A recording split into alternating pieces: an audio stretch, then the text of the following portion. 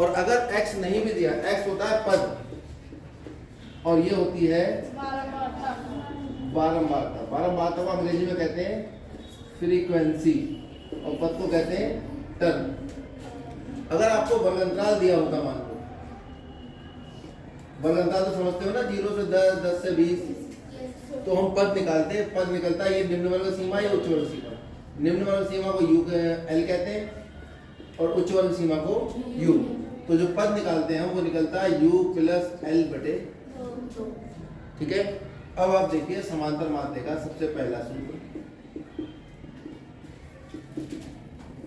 Sigma F आई x आई बटे sigma F.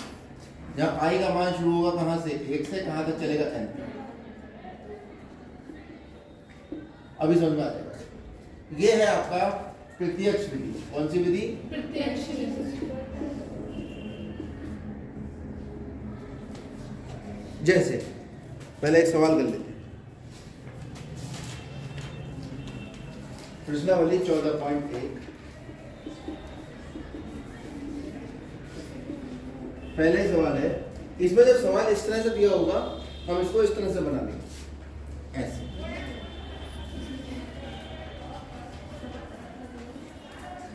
क्या दिया है इसने? पौधों की संख्या।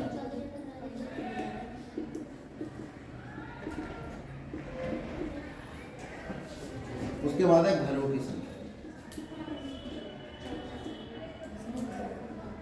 पौधे हैं 0 से 2, 2 से 4, 4 से 6, 6 से 8, 8 से 10, 10 से 12 और 12 से।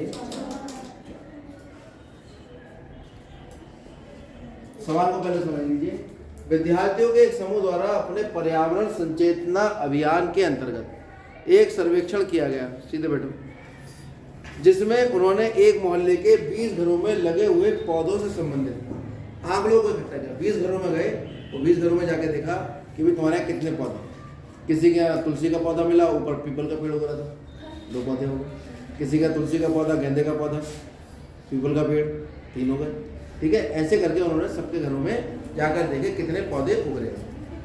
तो 0 से 2 पौधे मिले एक घर में, 2 से 4 पौधे मिले 2 घर में, 4 से 6 पौधे मिले एक घर में, 6 से 8 पौधे मिले 5 घरों में, फिर 8 से 10 पौधे 6 घरों में, 2 और हम यह देख रहे हैं 0 से 2, इसका मतलब 0 या 0 से अधिक और 2 से कम। 2 इसमें गिने जाएंगे, 2 पौधे या 2 से अधिक तथा 4 से कम। 4 या 4 से अधिक, 6 से कम पौधे, ऐसे घरों की संख्या जो थी वो 1 थी। ठीक, अभी कह रहे हैं प्रति घर माध्य पौधों की संख्या ज्ञात कीजिए।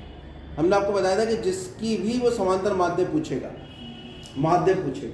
वही x उसी में से निकलेगा। ठीक है, वैसे भी यहाँ पता लग रहा है कि ये वर्गंतराल है। ये क्या होगी? बारंबारता f। कोई दिक्कत इसमें? नीचे आई लगा तो ये पहली फ्रीक्वेंसी f1, ये f2, ये f3, f4, f5, f6। फिर हम निकालेंगे वर्ग चिन्ह। वर्ग चिन्ह एक तरह से पद ही होता है x, और ये तभी निकलता है जब हमें वर्ग अंतराल दे।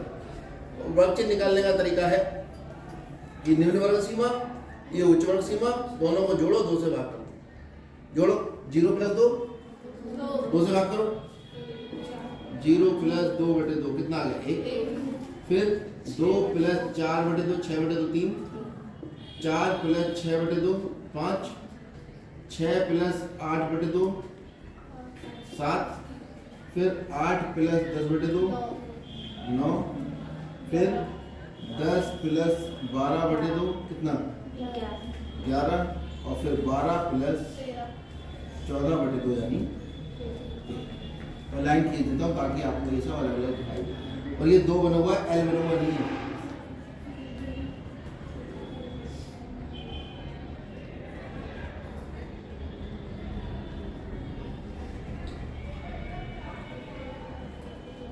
बच्चे बहुत आज्ञाकारी हैं, कहते सर ने बोला भले 2 है लेकिन L बनाया है, L ही होगा।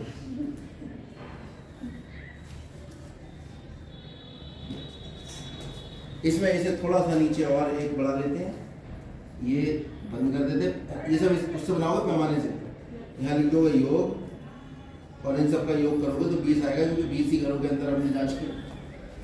ठीक है, इसके बाद जब हम वर्ग चिन्ह निकाल लेंगे, वर्ग चिन्ह कैसे निकलेगा? वर्ग अंतरालों से। वर्ग अंतराल से वर्ग चिन्ह कैसे निकलता है?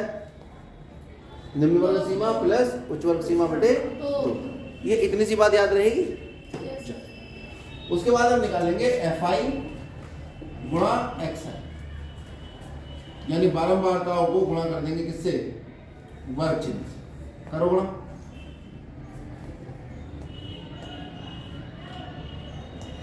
करिए, एक ही काम, दो दिया, 5 ही काम, 5 छिक्का, चलो 11 दूनी 22, 13 दिया, यहाँ लिखा है योग, तो यहाँ जो आएगा वो योग ही आएगा। जैसे इनका योग आ गया, ये बारंबारताओं का योग। अब इनका योग करो, कितना आएगा? 6 और 1 7 5 12 और 5 17 और 4 21 और 2 23 और 9 23 और 9 31। नीचे से ऊपर जोड़ो, 9 और 2 11 और 4 15 5 20 5 25 26 और 6 32। फिर ऊपर से नीचे जोड़ो, 6 और 1 7 5 12 और 5 17 4 21 22 23 23 और 9 32। 3 हासिल है, तो 3 और 3 6 6 5 11 12 13 और 3 16। 3 हासिल था, नीचे से ऊपर जोड़ो, 3 और 3 6 और 2 8 5 13 और 3। समझ आया? एक बार ऊपर से नीचे जोड़ो और एक बार नीचे से। लिखते हुए ध्यान रखो, इकाई का अंक इकाई के अंक के नीचे, ढाई का अंक ढाई के, क्योंकि अगर ये इधर उधर लिखोगे तो जोड़ने में आएगी बहुत दिक्कत। जोड़ लोगे तो फिर ऐसे ध्यान रखना पड़ेगा इकाई का कौन है, ढाई का कौन है। ठीक है, तो लिखते हुए ये ध्यान रखना है, इकाई का इकाई के नीचे और ढाई का ढाई के। ये लाइनें सीधे आएंगी। हमारे पास तो बोर्ड है, आपके पास कॉपी है, खुद ही सीधी खींची हुई लाइन। ठीक है, ये जो योग आया वो किसका आया? बारंबारताओं। योग को क्या कहते हैं? Sigma FI। आई का मान 1 से चला कहाँ तक? 1 2 3 4 5 6 7 तक। n का मतलब, ठीक है, कितने हैं ये पद? कितने हैं? 1 2 3 4 5 6 7 है, तो आई का मान 1 से 7 बराबर कितना? 20। अरे बी को तो जोड़ दिया हमने, एक इन्हें जोड़ा है। ये क्या है? सिग्मा FI गुणा XI। आई का मान 1 से कहाँ तक चल रहा है? 7 तक जाएगा। कितना आया निकल के? 100। क्योंकि संख्याएं छोटी छोटी थी, गुणा करने में कोई दिक्कत नहीं। कौन सा मेथड लगाया हमने? प्रत्यक्ष। माध्य ज्ञात करने के लिए आप किस विधि का प्रयोग कर रहे हैं और क्यों क्या कर रहे हैं? यहां पर हम देखो, यहां पर हम प्रत्यक्ष विधि का प्रयोग करेंगे, क्योंकि संख्याओं का मान कम है। ठीक है, अब लिखो समांतर माध्यम क्या सूत्र था? अरे देख के तो बोल दिया करो, सिग्मा FI XI बटे सिग्मा FI। I बराबर 1 से 7 तक और ये I बराबर 1 से 7 तक। और वैसे भी ये I बराबर 1 से 7 तक ना भी लिखो तो कोई फर्क नहीं पड़ता। ज्यादातर किताबों में सिग्मा FX बटे सिग्मा F लिखा होता है। ये तो हमने इसलिए कि भाई आपके समझ में आ रहा है तो लिख लो, नहीं समझ में आ रहा है तो सिग्मा लिख के भी काम चला देना। और बहरहाल बच्चे इतना भी नहीं लिखते हैं। ठीक है, मतलब बच्चे तो बहुत भोले होते हैं ना, वो आधी वाले तो भूल जाते हैं। वो क्या करते हैं, पहले F लिखते हैं, वर्ग चिन्ह निकाला, गुणा करा, सीधे से जोड़ा, इससे भाग कर दिया। उनको बताया ही जाता है कि पहले F निकाल लो, इनको दो जोड़ो, जोड़ के भाग करके 2 से ये निकालो, इनकी गुणा करो, इनके योग को इनके योग से भाग कर दो, आगे बढ़ो। उन्हें पता भी नहीं होता सूत्र में हो गया। ठीक है, लेकिन आप सब लोग बार बार लिखोगे तो याद हो जाएगा। कितना आ गया? 162 को किससे भाग करेंगे? 20 से। 2 से काट दो, 2 8 16 2 2 10 8 पॉइंट। अतः क्या निकाला हमने? ये प्रति घर माध्य पदों की संख्या। अतः प्रति घर माध्य पौधों की संख्या 8.8 हो। कोई समस्या इसमें? अब अगली विधि है, मैं केवल एक ही सवाल कराऊंगा एक विधि का, बहुत ध्यान से समझ लीजिए, क्योंकि सब एक से होते हैं, इसलिए एक विधि से एक सवाल आप खुद करेंगे बाकी सारे से, ठीक है। अब करेंगे हम कल्पित माध्य।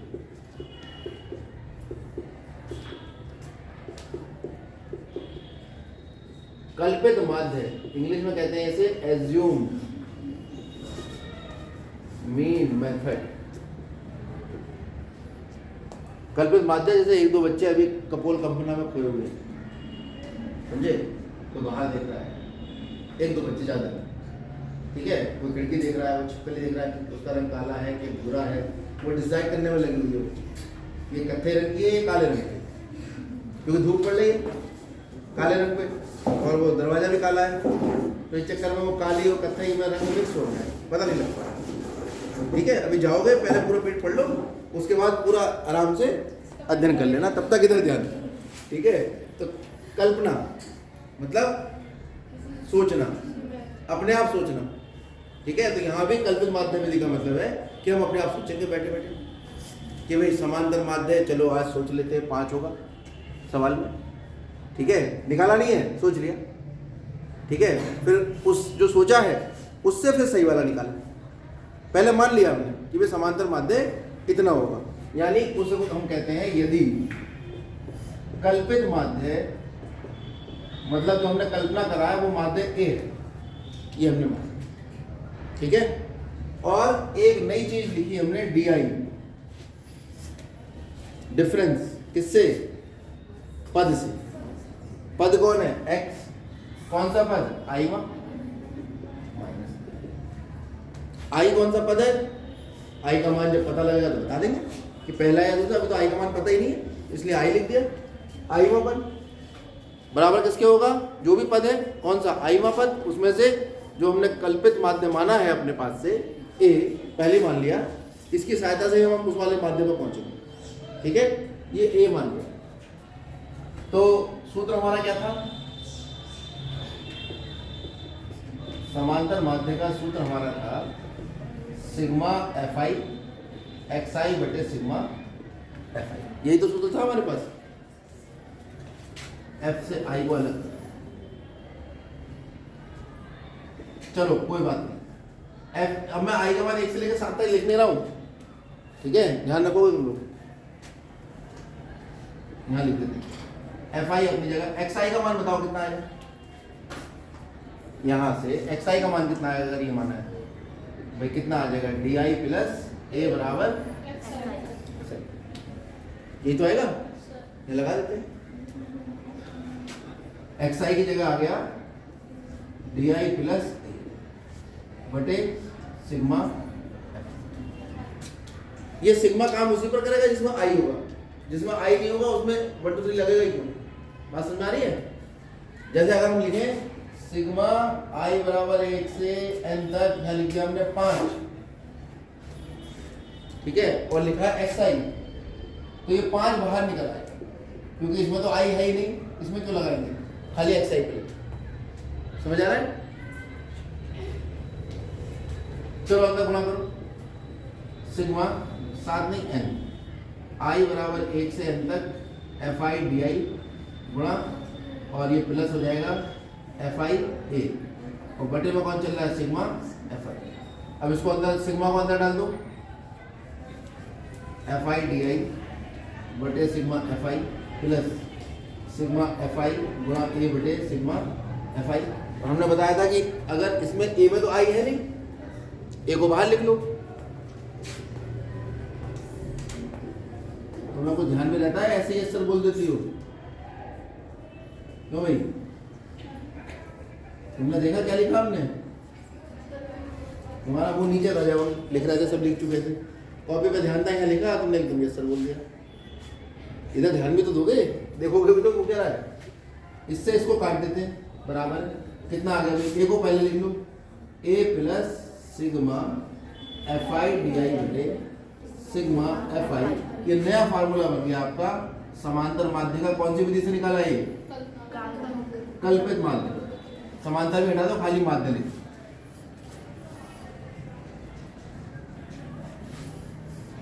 ये 8। कोई दिक्कत?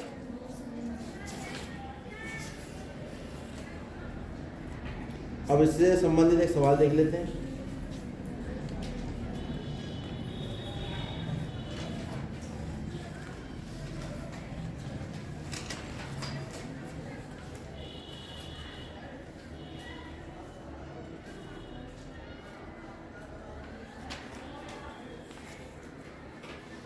समांतर हटा दो, इसमें माध्य लिखो भाई, ठीक है। चलिए यहाँ भी माध्य लिखो, माध्य ही पूछो। ये सवाल उतर गए? नहीं, चलो कोई बात नहीं, अगला सवाल देखो। ये उतर गए टेबल? अभी यहाँ पर हम पहले आप उतार लीजिए, ये सूत्र भी उतार लीजिए।